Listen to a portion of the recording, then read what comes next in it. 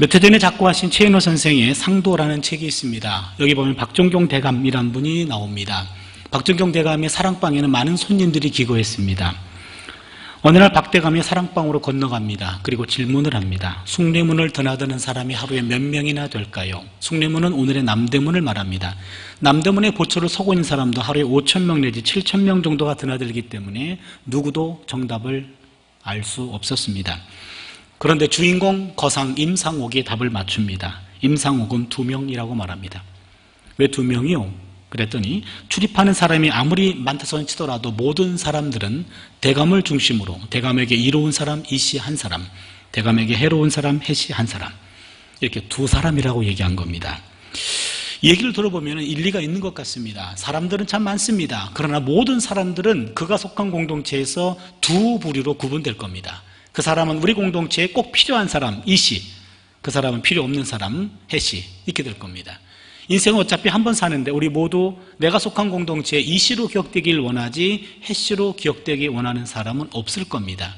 그러면 어떻게 사는 것이 이씨의 삶으로 기록될 것인가? 그거는 시편 1편 1절에서 3절 말씀에서 우리는 그 답을 찾아보려고 합니다. 시편 1편 보시면 복 있는 사람 이렇게 시작합니다. 여기 복이라고 할 때 복에 해당하는 히브리어 동사가 2가지가 있는데 가장 많이 쓰이는 겁니다. 바루흐 그리고 아시레라는 단어입니다. 바루흐, 아시레. 이 바루흐라는 말은 우리말로 고치면 축복, 영어로 고치면 블레싱입니다. 이 바루흐라는 말은 주어지는 것을 강조합니다. 주어지는 겁니다. 무엇이든지 주어지는 겁니다. 그것도 무조건적으로 주어지는 것을 바로 바루흐 축복이라고 말합니다. 그렇게 같은 신앙 공동체 내에 저 사람은 복받을 짓을 한 게 없는데 늘 복받는 얄미운 인간들 있잖아요. 그런 복입니다. 무조건적으로 주어지는 것 같아요. 우리가 보기에는 어떤 조건이 없는 것 같습니다. 바로 이것이 바루흐라는 축복이 갖는 의미입니다. 미국 대통령 이름이 버락 오바마였죠. 버락이란 말이 바라크란 말과 어근이 같습니다. 그래서 버락 오바마는 블레싱 오바마 그런 뜻입니다. 그런데 시편 1편의 이 복은 바루흐란 단어가 아니라 아슈레입니다. 아슈레라는 말은 우리말로 고치면 행복, 영어로 고치면 해피니스, 이 말은 아슈레라는 말은 누리는 것을 강조합니다. 누리는 겁니다. 바루흐는 주어지는 거고 그리고 아슈레는 누리는 겁니다. 이 누림은 조건적으로 누리는 겁니다. 어떤 특정한 일을 했을 때 누리는 겁니다. 여러분, 바루흐의 축복도 중요하지만 아슈레의 행복이 더 중요하지 않을까요? 많은 것들을 가지고 있지만 내가 누리지 못한다면 그림의 떡이지요. 가지는 것이 작다 할지라도 많이 누린다면 그것이 진정한 행복이라고 말할 수 있습니다. 시편 1편의 복은 축복이 아니라 행복입니다.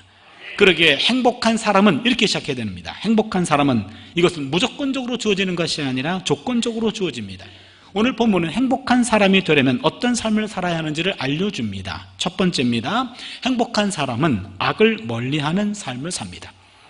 복 있는 사람은 악인들의 꾀를 따르지 아니하며 죄인들의 길에 서지 아니하며 오만한 자들의 자리에 앉지 아니하고, 여기 보면은 바로 악인들의 꾀, 죄인들의 길, 오만한 자의 자리, 따르지 않다, 서지 않는다, 앉지 아니한다, 비슷한 말들이 반복되는 것 같습니다. 한마디로 말하면 행복한 사람은 악을 멀리하는 거예요. 그런데 자세히 읽어보면 이 말이 조금 더 깊은 의미가 있습니다. 여러분, 악이라고 하는 것은 처음부터 무섭게 다가오지 않습니다. 나는 악이다! 예, 지금 몇 사람 깼습니다. 지금요. 지금 이렇게 무섭게 다가오면 졸다가도 깨고 도망가요. 악은 그렇게 오지 않아요. 악은 살며시 유혹같이 다가옵니다. 그러게 딱 맞닥뜨리는 순간 움켜쥐기에는 찜찜해요. 외면하기에는 아쉬워요. 그래서 그냥 구경만 할게요 하고 악에 여기 있는데 난 여기 있습니다. 거리를 두고 구경합니다. 팔로우합니다. 팔로우하다 보면 나도 모르는 사이에 옆에 서요. 스탠바이. 옆에 서 있는 것을 확인하는 순간 이완 베링몸 sit-down 앉아버립니다. 이게 바로 죄입니다. 죄라는 것은 처음부터 강력하게 우리에게 대시하지 않아요. 살며시 다가옵니다. 유혹같이 다가옵니다. 유혹적 단계에서는 얼마든지 우리가 도망갈 수 있어요. 끊을 수 있습니다. 그러기에 죄라는 것은 유혹적 단계에 떳떳하지 않다면, 하나님이 기뻐하는 것 같지 않다면 보수적으로 끊어내야 됩니다. 끊어내지 아니하면 그것에 머물러 있다가 나도 모르는 사이에 악의 밥이 되어버리고 마는 것이 우리 인간의 죄성과 연약성 때문에 그래요. 그러게 행복한 사람은 악을 멀리하는 삶을 삽니다. 두 번째입니다. 행복한 사람은 하나님의 말씀과 가까이 합니다. 오직 야훼의 율법을 즐거워하여 그 율법을 주야로 묵상하는도다 그랬습니다. 행복한 사람은요, 하나님의 말씀을 즐거운 마음으로 대합니다. 시편 119편 103절 보시면 주의 말씀의 맛이 내게 어찌 그리 단지요 내 입에 꿀보다 더 다니이다. 하나님의 말씀이 달게 느껴진다면 우리는 행복한 인생을 살고 있는 겁니다. 우리 몸에 이상이 있으면 병원에 가요. 그러면 의사 선생님이 청진기를 갖다 댑니다. 가슴의 소리를 듣고 등의 소리를 들어보면 뭔가 원인을 찾아냅니다. 내 영적 상태가 건강한가 건강하지 아니한가는 영적 청진기라고 할 수 있는 성경을 내 심령에 갖다 대면 됩니다. 성경을 읽었을 때 그것이 되게 달고 오묘하면 건강한 거예요. 그런데 집사님 잠이 안 와요? 잠이 안 오면 잠언 읽으면 직방이야 하고 잠언 읽고 주무신다거나, 구약의 예언서를 읽으면 은혜를 못 받아요. 예언서를 읽어보면 무슨 말인지 모르겠고 어디를 펴봐도 책망하고 심판해요. 포로로 끌고 가겠다 그래요. 열국으로 흩어놓겠다 그래요. 연병으로 심판한다 그래요. 칼로 죽이겠다 그래요. 그리고 갈고리로 끌고 간다 그래요. 아니 어디를 봐도 심판밖에 없어요. 내 인생 자체도 지금 고통스러운데 예언서를 읽으면 더 고통스러워요. 예언서가 이해가 되지 않고 은혜가 되지 않아요. 그렇다면 예언자의 말씀이 은혜가 되지 않는다면 예언자의 말씀이 문제일까요? 은혜를 못 느끼는 내가 문제일까요? 내가 문제입니다. 여러분 성경 어디를 펴도 그 말씀의 본 의도는 하나님의 사랑이 담겨 있거든요. 그 사랑을 내가 느끼지 못한다면 하나님과의 관계 속에서 내가 문제지 하나님의 말씀의 문제는 아니지 않습니까? 행복한 사람은 야훼의 율법을 주야로 묵상한다 그랬습니다. 주야라는 말은 밤낮으로라는 뜻이죠. 이 주야라는 말은 항상이라는 의미도 있고요, 또 다른 의미가 있습니다. 주라는 말은 형통할 때 잘 나갈 때입니다. 야라는 말은 불통할 때 어려울 때입니다. 그렇다면 주야라는 말은 늘 항상이라는 시간적인 의미도 있지만 좋을 때나 어려울 때를 말하는 질적인 의미도 있습니다. 그러게 주야라는 말은 항상 늘 그런 뜻도 있고, 혹은 질적으로 잘 나갈 때 어려울 때 환경을 뛰어넘어서 하나님의 말씀을 기쁨으로 묵상하는 것을 말합니다. 하나님 말씀 묵상 어떻게 합니까? 우리 말씀 묵상하면 말씀을 읽고 그렇잖아요. 그 다음에는 눈 감고 깊이 생각하다 피곤하면 의식도 잃고 그렇잖아요. 이게 우리는 묵상인데, 이 묵상이라는 말은요 히브리 말로 하가라고 말합니다. 하가라는 말은요 이것이 의성어예요. 우리나라 비둘기는 구구단을 외우지요. 구구구구구구구구 그러죠. 이스라엘 비둘기는 하가하가 합니다. 그렇다면 이 하가라는 말은 오직 야훼의 율법을 하가하는 자로다. 여러분 비둘기가 가까이 가면요 계속해서 뭔가 구구구구구구구 자꾸 뭔가 소리를 냅니다. 바로 그 소리입니다. 나지막한 목소리로 읊조리다, 소리내서 읽다, 계속해서 읽다, 연구하다, 공부하다라는 뜻입니다. 여기서 야훼의 말씀을 주야로 묵상한다는 말은 말씀을 공부한다는 거예요. 연구한다는 이야기입니다. 행복한 사람은 바로 하나님의 말씀을 늘 공부하는 거예요. 여러분 말씀 공부하는 사람들은 시간 있는 사람만 하는 게 아니에요. 목회자만 하는 게 아닙니다. 모든 성도들은 하나님의 말씀, 우리 아버지의 말씀을 공부해야 할 의무가 있는 겁니다. 그 말씀을 공부할 때 억지로 해서는 안 돼요. 그것이 억지로 느껴진다면 내가 아직 건강한 거 아닙니다. 그 말씀이 즐겁고 그리고 행복해야 돼요. 그렇다면 나는 영적으로 건강한 상태인 줄로 믿습니다. 몇 년 전에 충주 시내에 믿음 좋고 기도 많이 하기로 소문난 여자 집사님 기사가 실렸습니다. 이분은 모태신앙인이에요. 어머니는 권사님입니다. 남동생은 목사님이십니다. 새벽기도를 빠진 일도 없고 각종 은사들을 많이 받고 있어서 주변 사람들이 부러움을 사는 그런 유명한 여자 집사님, 박 집사님이셨어요. 그런데 이 남편이 의처증을 앓게 되었습니다. 그러다 보니까는 사람들이 많이 모인 곳에 출입이 금지됐어요. 그러다 보니까 교회 출입이 금지됩니다. 이 집사님은 기도는 많이 하신 분이었기 때문에 교회는 출석하지 못했지만 늘 기도에 힘썼어요. 어느 날 옥황상제를 만나는 꿈을 꿉니다. 설악산, 지리산, 명산을 찾아다니며 기도만 하다가 결국 보살이 돼서 무당이 되었습니다. 이게 기독교 신문에 실렸습니다. 왜 그렇습니까? 이분은요 모태신앙인이고요 각종의 은사들이 많았습니다. 신유 은사도 있었고요, 방언 은사도 있었고요, 통변도 했고 예언도 했고요, 각종의 은사가 충만했는데 부족한 게 있었어요. 말씀입니다. 그나마 교회에서 수요 예배, 그리고 셀이나 구역 예배나, 그리고는 매일 새벽 기도, 그리고 주일 예배, 이런 예배를 통해서 말씀이 늘 내 안에 들어왔단 말이에요. 내 삶이 말씀에 노출된 삶이었어요. 그러나 그것들이 완전 차단되자 말씀의 공급이 차단됐고 기도만 하다가 악한 영의 소리를 하나님의 목소리로 착각한 겁니다. 여러분, 하나님의 말씀이 내 안에 충분하지 아니하면 어떤 영적 체험들은 나를 오히려 잘못된 길로 이끌어갈 수 있어요. 옳고 그름을 분별할 수 있는 것은 바로 하나님의 말씀이 내 안에 충만할 때 그것들을 건강하게 사용하게 될 줄로 믿습니다. 이런 사람은 악과 단절, 말씀과 가까이 하는 사람은 결국 시냇가에 심겨진 나무가 됩니다. 그는 시냇가에 심은 나무가 설을 따라 열매를 맺으며 그 잎사귀가 마르지 아니함 같으니 그가 하는 모든 일이 다 형통하리로다. 구약성경에서 나무는 의인을 상징합니다. 그렇다면 악과 단절하고 하나님 말씀과 가까이 하는 사람은 결국에 물가에 심겨진 나무가 돼서 의인이 된다라는 말씀이죠. 여기서 시냇가란 단어가 중요합니다. 여러분, 팔레스타인 땅에 가면, 이스라엘 땅에 가면 일반적인 시냇가, 자연천, 자연이 흐르는 시냇가는요, 우기 때는 시냇가가 형성이 됩니다. 건기가 되잖아요. 한 5, 6개월 동안 비가 오지 않습니다. 그때는 완전 말라붙어 버립니다. 물 한 방울 없습니다. 그런 시냇가로 나무가 옮겨졌다가 이 나무는 건기 때 돌아가십니다. 그렇죠? 여기 있는 시냇가는 그런 자연천이 아닙니다. 여기 있는 시냇가는 관계수로로 연결되어 있어서 1년 365일 동안 물이 메마르지 않는 곳입니다.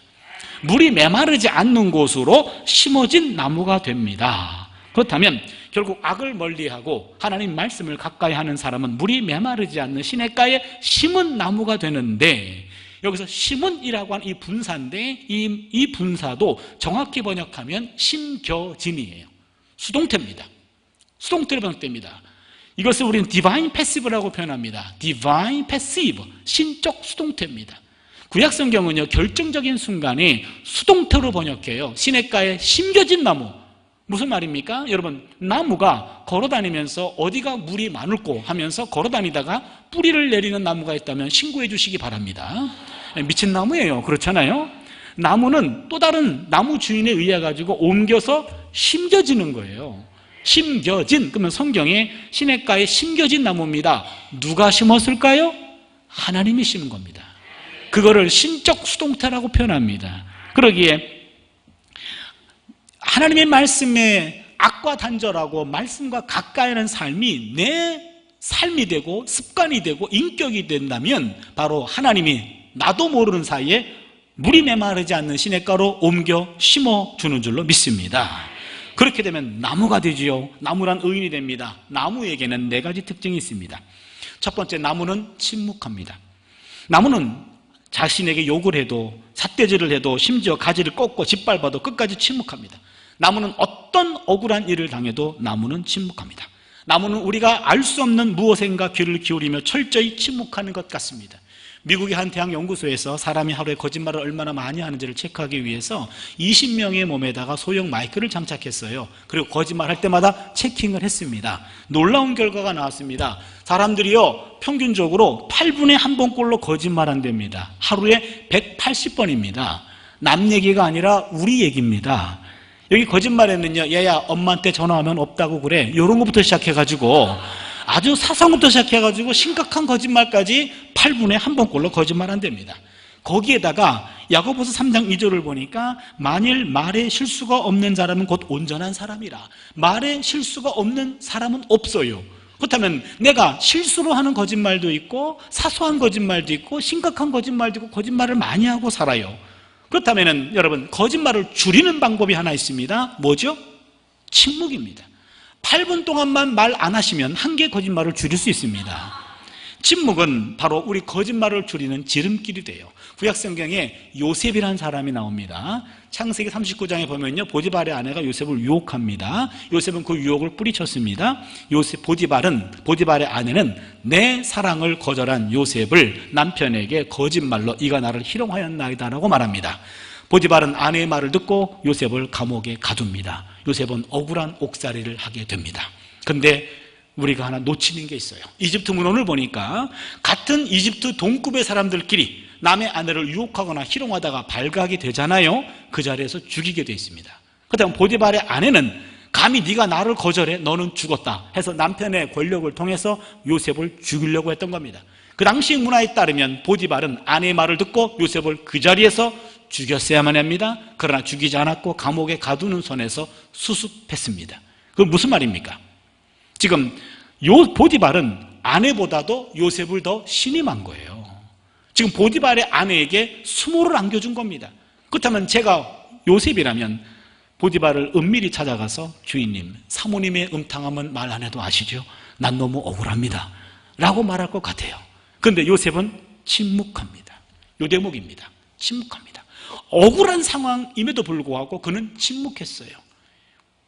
이집트인들이 생각하는 가장 이상적인 인간, 억울한 상황에서도 침묵할 수 있는 인격, 그가 바로 이집트인들이 생각하는 최고의 인격자입니다. 요셉은 억울한 일들이 반복적으로 경험되지만 그는 그 속에서 이집트 사람들의 마음을 사로잡는 지도자로 계속 발돋움하고 있는 거죠. 여기서 그러면 요셉이 침묵한 것, 겁쟁이의 태도가 아닙니다. 비겁한 것도 아닙니다. 잘못을 시인한 것도 아닙니다. 요셉은요, 하나님 앞에 결단코 죄를 범할 수 없나이다. 그 유혹의 현장에 하나님을 놓치지 않았어요. 내가 지금 억울한 것은 보디발의 아내도 알고 나도 분명히 알고 보디발도 나를 믿어주는 것 같고 무엇보다도 하나님이 아신단 말이에요. 그렇다면 억울한 내 인생길을 분명히 하나님이 알고 계신다면 하나님이 움직일 때까지 기다리겠다 그 말입니다. 억울한 일을 할지라도 내가 개입해가지고 인간적으로 문제를 해결하려고 할 때 어긋나는 경우들이 많아요. 그러게 완벽하신 하나님이 개입할 때까지 억울하지만 입을 닫고 기다리는 겁니다. 하나님의 개입을 기다리는 거예요. 어떤 사람이 얼음 공장에서 열심히 일하다가 자신의 손목시계를 톱밥 속에 떨어뜨렸어요. 그걸 찾으려고 여기저기를 파헤쳤는데 찾지 못했습니다. 점심시간이 됐습니다. 식사하러 갔어요. 식사하고 난 다음에 돌아봤더니 동네 꼬마 녀석이 손목시계를 들고 있어요. 야, 너 그거 어떻게 찾았냐 그랬어요. 꼬마가 말합니다. 그냥 톱밥 위에 가만히 앉아 있었더니 치컥 치컥 치컥 치컥 소리가 나길래 손을 집어넣었더니 이게 나오던데요. 그런 거예요. 그럼 그 주인은 왜 못 찾았나요? 주인은요, 이거 어디 갔지? 어디 갔지? 어디 갔지? 하면서 지 소리가 너무 커서 그 시계 소리가 안 들렸던 거예요. 여러분, 진정으로 들어야 할 참 소리는 침묵을 통하여 들려옵니다. 하나님의 임재 속으로 들어가는 패스워드는 침묵입니다. 침묵은 하나님께서 거하시는 성소입니다. 하나님께서는 모든 것들 가운데 계시지만 우리의 마음과 입술이 침묵하지 않는다면 우리는 결코 그분의 음성을 들을 수 없습니다. 침묵해야 하나님의 음성이 들려옵니다. 하나님의 때가 이를 때까지 침묵으로 인내할 수 있는 그런 삶이 되시기를 바랍니다. 두 번째로, 나무는 성장합니다. 나무는 침묵하며 아무 일도 안 하는 것처럼 보여요. 오늘 보는 나무나 내일 보는 나무가 그 나무라. 쟤는 뭐 하는지 모르겠어. 근데 나무 열심히 일해요. 뿌리를 깊이 내려서요, 양분과 수분을 열심히 찾으면서 땅 파고 있습니다. 나무의 잎은요, 낮에는요, 햇빛이 움직임을 따라 몸을 비꼬면서 한 푼의 햇볕도 놓치지 않으려고 끊임없이 몸을 비틀며 일합니다. 밤이 되면 쉬나요? 우리만 쉬죠. 나무는요, 대기에 흐르는 이산화탄소를 끊임없이 흡수합니다. 그걸 통해서 햇볕과 물과 이산화탄소를 섞으면서 탄소동화 작용을 해요. 나무 바빠요. 밤낮으로 나무는 일하고 있습니다. 성장하고 있습니다. 너무나 바쁘기 때문에 하잘것없는 인간들이 말 걸 때 말할 시간이 없는 것 같아요. 난 너하고 말 섞을 시간이 없어. 낮에 바쁘거든. 난 밤에도 바쁘고 낮에도 바빠요. 여러분, 나무는 끊임없이 성장하고 있습니다. 모든 생명체는 끊임없이 성장합니다. 누가복음 2장 52절을 보면 예수는 지혜와 그 키가 자라가며 하나님과 사람에게 더욱 사랑스러워 가시더라. 지혜가 자랐죠. 지적 성장이죠. 키가 자랐죠. 신체적인 성장입니다. 하나님께 사랑스러워 갔다. 신앙적인 성장이죠. 사람에게 사랑스러워 갔다. 사회적인 성장입니다. 바로 지적 성장, 육체적인 성장, 그리고 신앙적인 성장, 사회적인 성장이라는 입체적인 성장을 이루어야 하나님과 사람들 앞에 사랑받을 수 있는 겁니다. 우리의 겉사람은 날로 부패해집니다. 그러나 속사람은 날로 새로워집니다. 고린도후서 4장 16절에서 바울의 고백이지 않습니까? 속사람은 날로 새로워져야 됩니다. 그래야 성장하고 성숙해질 수 있습니다. 여러분, 외모와 인상은 다르죠. 외모는 본인 책임이 아니고 부모 책임이죠. 그렇죠. 이분과 이분 만나가지고 이딴 거 하나 만들었잖아요. 그래서 외모는 부모 책임이에요. 본인 책임이 아닙니다. 그런데 인상은 본인 책임입니다. 나이가 40이 넘으신 분들은요, 그때는 외모 가지고 신경 쓰는 분들은요, 조금 지적으로 좀 아이와 같은 분이고, 나이가 그쯤 넘었으면 이 외모보다 중요한 것은 본인이 책임져야 할 인상입니다. 인상은 내가 지나간 40년 이상 이렇게 살아왔습니다라는 내 인생의 성적표가 인상이에요. 여러분, 예수 믿고 구원받은 백성으로 천국 백성 됐잖아요. 하나님 나라 가는 순례잖아요. 그러면 여러분도 좀 인상이 조금 더 밝았으면 좋겠어요. 조금 더 은혜스러웠으면 좋겠어요. 아이고, 권사님 얼굴 보면 꼭 우리 시어머니 얼굴 보는 것 같아. 이러면 안 된단 말이에요. 장로님 얼굴 보면 몇 해 전에 돌아가신 우리 친정아빠 얼굴 보는 것 같아서 때로는 목사님 설교보다 먼 발치에서 장로님 얼굴 한 번 더 보려고 교회 와요. 그런 거잖아요.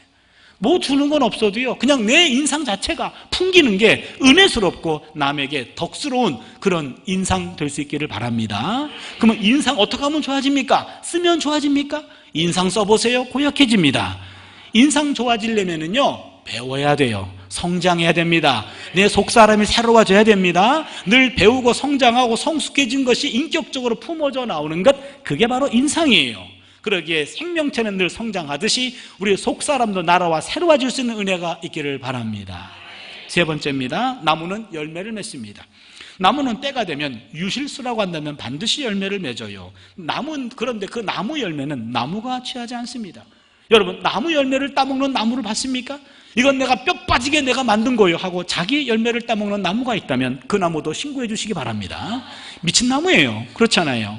나무 열매는 나무가 취하지 않아요. 동네 꼬마 녀석들이 서리에서 따먹든지 새가 와서 쪼아 먹든지 혹은 주인이 따다가 팔든지, 나무의 열매는 나무가 취하지 않아요. 남이 취합니다. 여러분, 나무의 열매는 인간에게 생명을 줍니다. 나무의 줄기와 껍질에서 섬유가 나와서 사람의 몸을 감싸는 옷을 만드는 재료가 됩니다. 나무의 제목으로는 연장과 무기를 만들어 집 짓는 데 사용합니다. 나무의 잎과 나무의 열매와 나무의 뿌리는 약이 되어줍니다. 나무의 모든 것은 남을 위한 것입니다. All mine to give. 내게 있는 모든 것 to give. 타인에게 주는 것, 이것이 바로 나무의 삶이에요. 여러분, 사과가 6개가 있습니다. 1개를 먹었습니다. 몇 개가 남았죠? 이쪽 거 먹어서 힘듭니까? 이쪽 거 먹을게요. 그럼 몇 개 남았죠? 5개죠. 2개 나무를 줬어요. 몇 개 남았죠? 3개입니다. 예, 여러분, 정상입니다.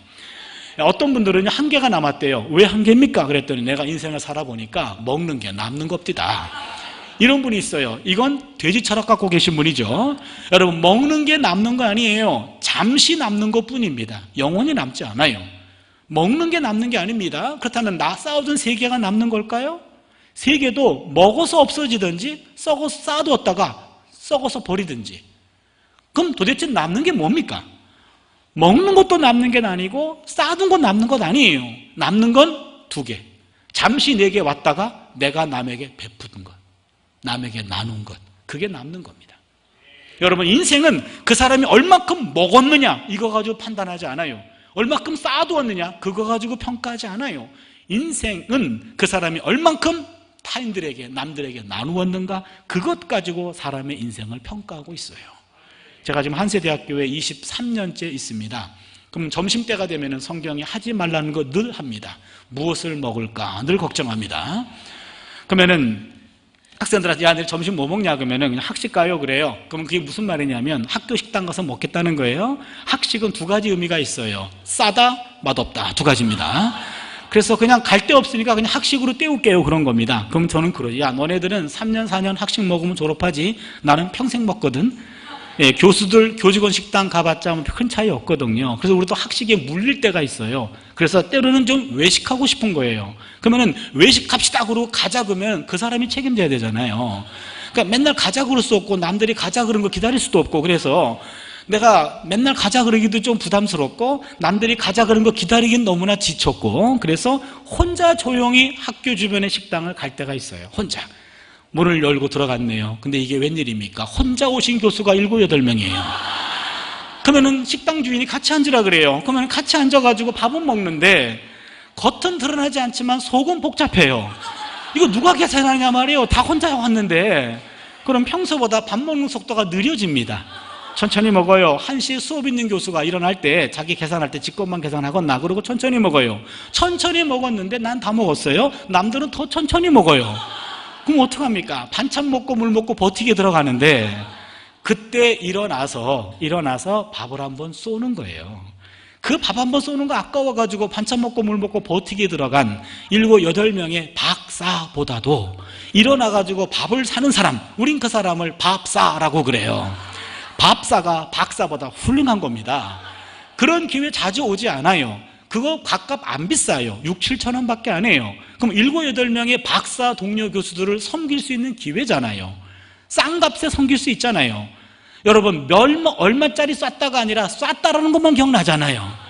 그렇지 않습니까? 여러분, 인생을 살면서 남한테 인색하다라는 평가받아서는 불행한 인생이에요. 기회가 있을 때마다 섬길 수 있는 기회를 놓치지 마시기를 바랍니다. 그게 인생에 남는 거예요. 독일의 유명한 신학자 보네퍼라는 분이 있어요. 목회자이기도 했죠. 이분이 예수를 정의할 때 예수는 타자를 위한 존재다, 그렇게 정의했습니다. Being for others. 예수는 타자를 위한 존재였다. 다른 사람을 위한 삶을 산 사람이었다. 이게 바로 예수에 대한 가장 중요한 기독론입니다. 그렇다면 교회는 또 뭐냐? 교회는 그 예수를 주로 고백한 사람들의 모임이니까 교회는 예수의 정신을 이어받아서 타자를 위한 집단이 교회다 그랬습니다. 중요한 정의입니다. 무슨 얘기입니까? 여러분, 모든 모임들은요, 그 회원들이 시간을 모아요, 물질을 모아요, 몸을 모아요. 그 모아진 재화를 가지고 회원들의 이익을 도모합니다. 그들의 이익을 도모해요. 그들의 유익을 위해 씁니다. 그런데 교회는 아닙니다. 교회는 성도들의 시간을 모아요, 물질을 모아요, 몸을 모아요. 거기서 모아진 에너지를 가지고 교회 다니지 않는 다른 사람들을 어떻게 섬길 것인가, 그들을 어떻게 도울 것인가, 그거를 도모하는 게 교회입니다.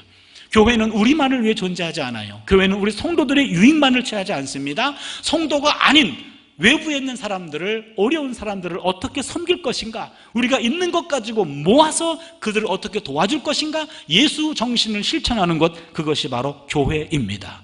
그게 바로 열매예요. 예수님께서 잎만 무성한 무화과나무 옆을 지나가신 적이 있어요. 시장하셨어요. 잎이 무성했습니다. 많은 열매가 있는 줄 알았어요. 아무리 뒤져봐도 열매가 없었습니다. 그 잎만 무성한 무화과나무는 저주받아요. 잎이 무성했다라는 말은요, 열심히 일했다는 겁니다. 마치 잎이 무성한 무화과나무가 나는 아닌가 한번 생각해 봐요. 열심히 살거든요, 바삐 살거든요. 그러나 예수님이 찾는 열매가 없다면 바로 잎만 무성한 저주받은 무화과나무 인생이 되지 않을까요? 남에게 나누고 베푸는 열매가 없다면 잎만 무성한 저주받은 무화과나무가 될 수 있습니다. 인생은 쌓아둔 것이 아니라 남에게 베푼 열매로 평가받게 돼 있습니다. 마지막 4번째입니다. 나무는 그늘이 되어줍니다. 나무는 한여름 떼약볕을 피하는 그늘이 되고 안식처가 됩니다. 뜻밖의 소나기를 만난 사람들이 잠시 쉬어가는 쉼터가 되어줍니다.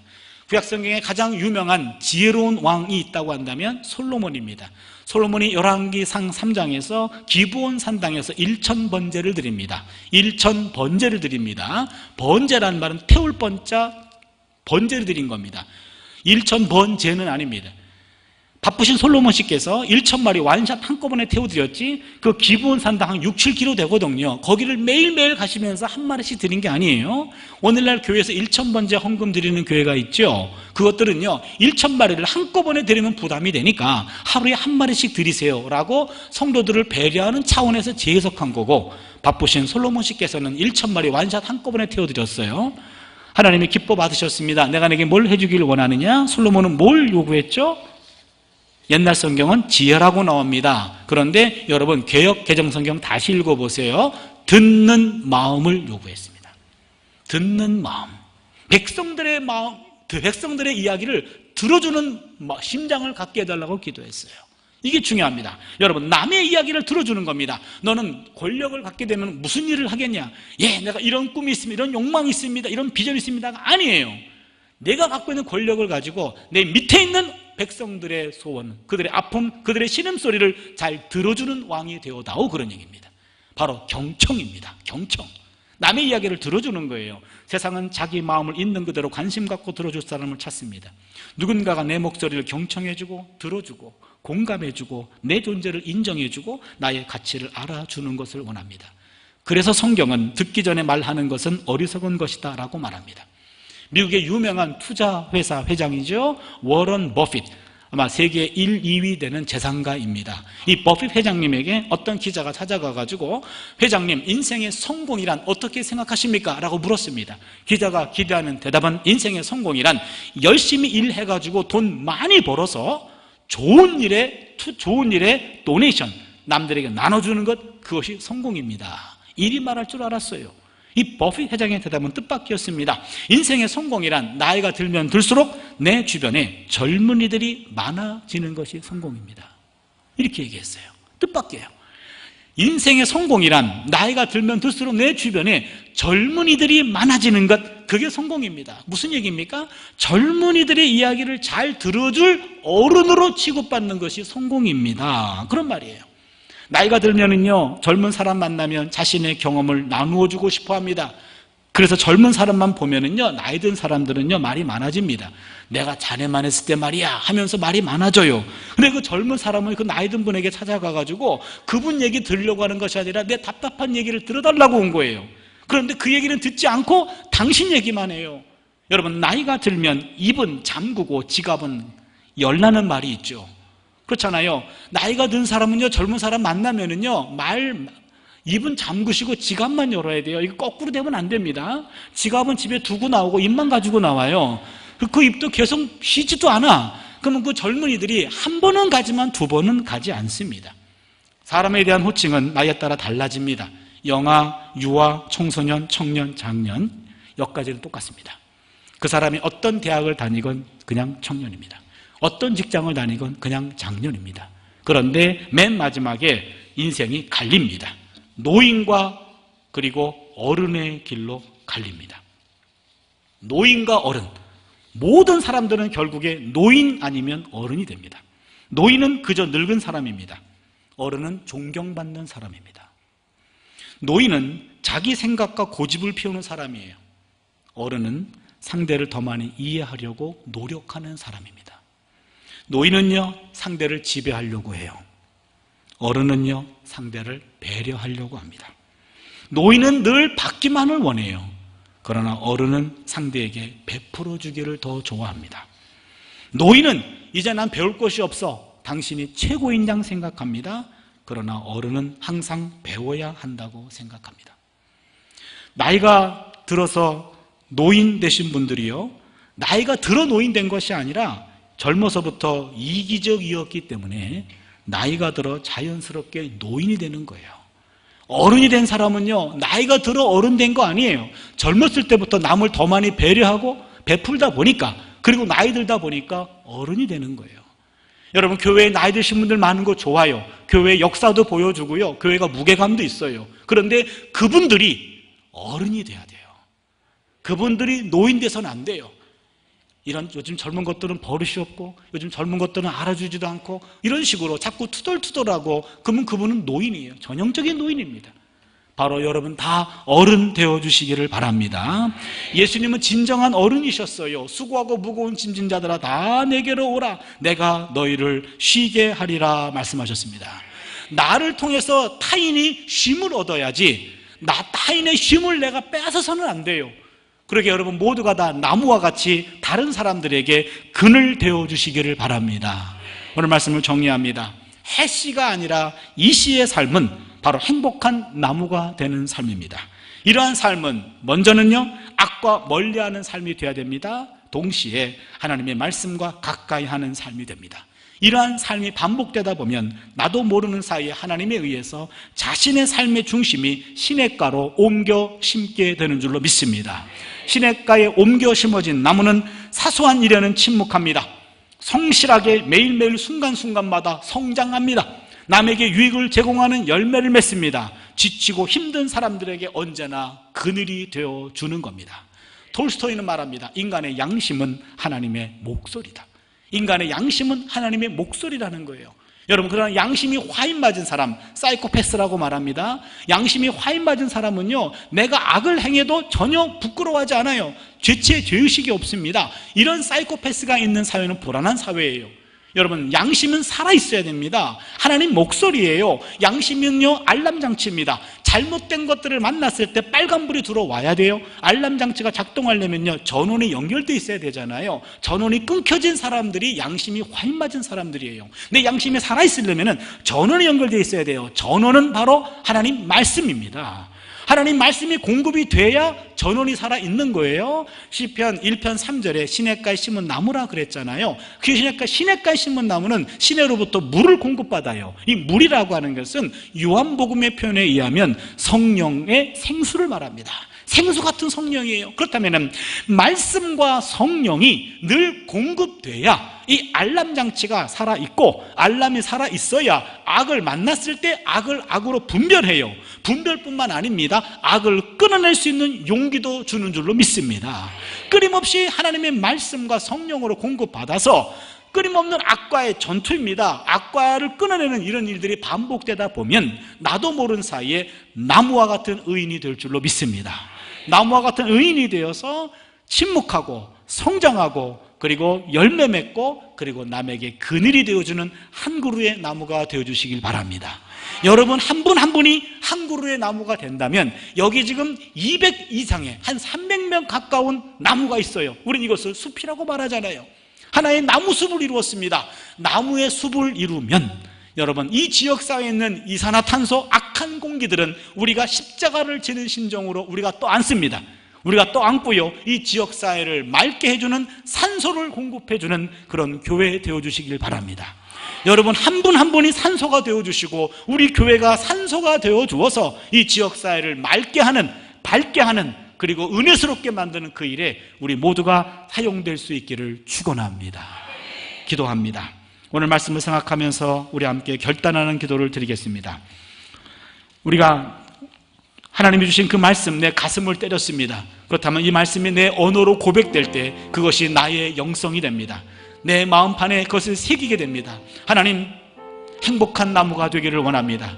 악을 악으로 분별하고 악을 끊어낼 수 있도록 하나님 말씀이 늘 공급되기를 원합니다. 성령으로 충만한 사람 되기를 원합니다. 그러기 위하여 하나님 말씀 주야로 묵상하는 사람 되기를 원합니다. 내 인생의 중심이 시냇가로 옮겨진 한 그루의 나무가 되어서 그 안에서 형통한 나무가 되기를 원합니다. 침묵합니다. 성장합니다. 열매를 맺습니다. 그리고 그늘이 되어줍니다. 나무 앞에 부끄럽지 않는 사람으로 거듭나는 이 시간 되게 하여 주시고, 우리의 고백을 통하여 우리 모두가 나무의 영성으로 새롭게 하여 주시옵소서.